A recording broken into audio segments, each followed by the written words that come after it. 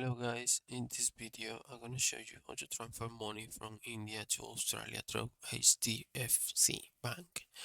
Well, this is really easy. This is easy.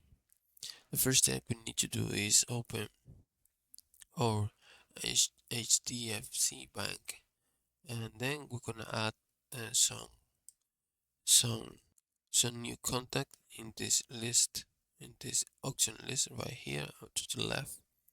And right here we're gonna add a beneficiary. um, Beneficiary, we need to add his name, address, country, currency, and all this information that are asking to us. And then once we have all the information. We're gonna click continue um, to send the money. Okay. Once we have done that, we're gonna click fund transfer, and then we're gonna click remit now to send the money.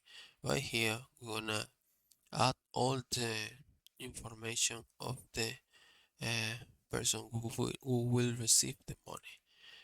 We need to add all the information, and then we're gonna confirm confirm the transaction and send the money. It's really easy. I hope this video was helpful. Please comment and subscribe.